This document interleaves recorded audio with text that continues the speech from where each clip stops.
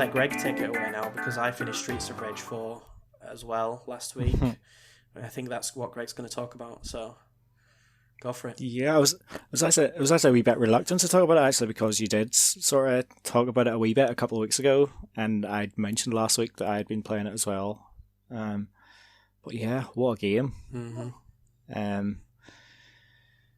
It takes like everything that made the Streets of Rage games good back on the Mega Drive, and it just like gives it that wee bit of modern polish without going too far and bringing in too many like modern tropes. Like you don't have to worry about skill trees. There's no signs of microtransactions or anything like that. It's just like a perfect upgrade of Streets of Rage. The levels, perfect length.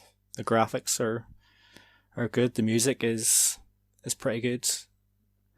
It's just a really good game, and I've been through the story mode twice now. Played through it first as Axel, who was always my go-to character back in the original games, and yeah, died a few times. And some of those levels are very challenging, and like the big chickens or turkeys or whatever they are, they're always like tantalizingly placed. Just you sort of, after you play the level a few times, you know where they are, and it's just like they all seem to be in just like the right place most of the time. So like, you know, if you can just get through this wee section, I'm gonna be able to build my health back up again. But yeah, really, really good. And like I sort of spoke about the music there being decent. You can put the retro soundtrack on, and I kind of thought, right, once I beat the game the first time, like I've heard all the new soundtracks, so I'll stick on the old soundtrack to play with it. And I kind of thought, like before I bought the game, that I'm gonna be playing the balls out of this old soundtrack because I love the original like music from the Streets of Rage 1 and 2 in particular. But for some reason, it doesn't really seem like it fits with the new style somehow. So I just reverted back to the new soundtrack, and it's fine. Like it sort of fits with the action and stuff. But I really good. Like all the enemies are like, there's a good variety in the enemies, and you'll recognize most of them from like their earlier games. But they've all got a sort of distinct way of attacking and like defending and stuff. So you have to like figure out different ways to do it and select in sort of what order you maybe want to take the enemies in, and like maybe if there's a big crowd, maybe just getting on top of somebody and like throwing them across to sort of take down a few people. Just buy yourself some time. And all the bosses are pretty decent as well. They're not I find like in the original Streets of Rage games, like I've maybe not particularly good at them despite how much I've played them, but like you'd have these bosses where like they'd hit you and you didn't feel like you had a way of like evading it or being able to counter it or something.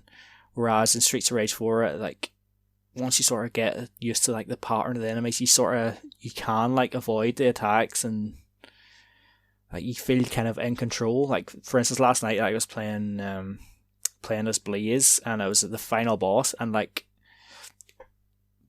well, it's not really a spoiler because you sort of know the story at the start of like what characters are like the enemies and stuff, so you expect those to be the final boss. So there's like 2 characters for the final boss, and I'd taken one of them out, and I had so little health left, but I was able to get through the rest of the fight just by being patient and like studying the enemy pattern, and it felt really satisfying to be able to take down the final boss, even though like one more hit would have finished me off, and like that was for must have been a good 5 minutes I was fighting like that. But it felt really, really satisfying. And I think you actually mentioned it maybe a couple of weeks ago when you were talking about the game, like the combo system is really, really good. Like the way the scoring works, it's like obviously every hit you have on an enemy, it starts building up a counter, and once the counter stops, like if you don't hit anybody for a few seconds, then it just like stops, and then it adds to your score. But if you keep building it up and up, like the multiplier just goes higher and higher. So like and obviously getting a higher score you get, like there's intervals where you'll get like an extra life for like the first 8,000 points or whatever. And also the points are linked to unlocking special or extra characters as well. So it's in your interest to get a high score, but it's also at the risk. Like, so punching enemies obviously is going to build that score up higher and higher. But if you get hit once while that combo's building, it completely cancels the whole thing out. It's really perfectly implemented, I think. And yeah, I can see myself going through the game quite a few more times.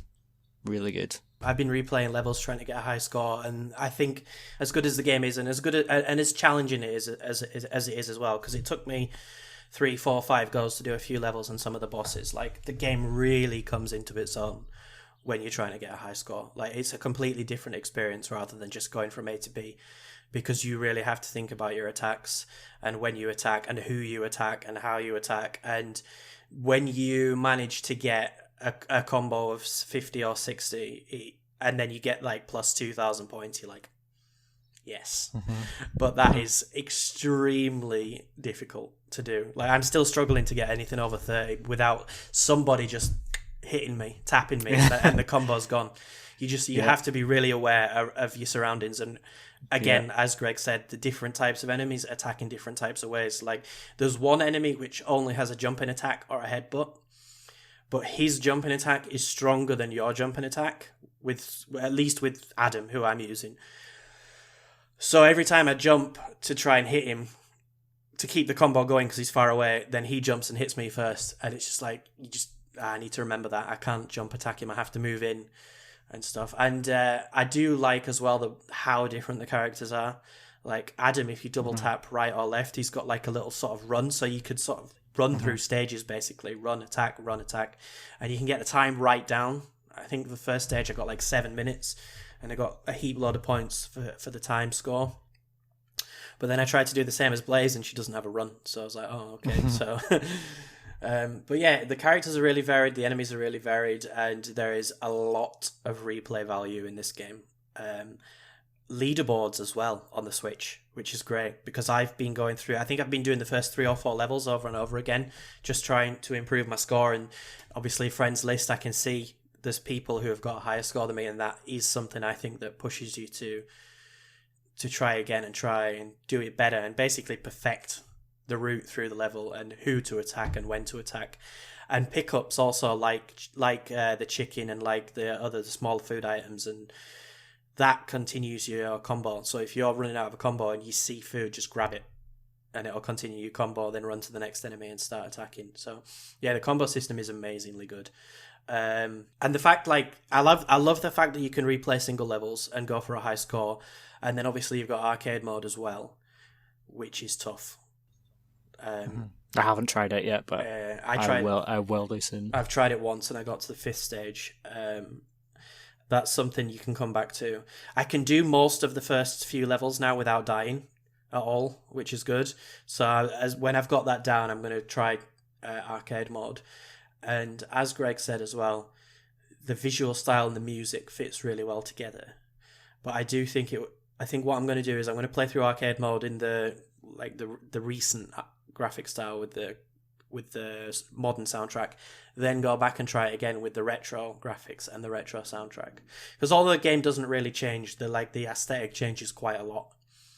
So yeah, that's what I'm going to do. This game is, for me, is 10 out of 10, and it's definitely on the list of Game of the Year. Definitely. That is exceptional news to hear, especially as I will be picking it up. I haven't picked it up yet, but I will be picking it up, especially when it drops a couple of quid off, I'm sure, in the summer sale. Yeah, I'm so pleasantly surprised, because I was extremely skeptical of it before going in, because like I hold those original games like so dear to my heart.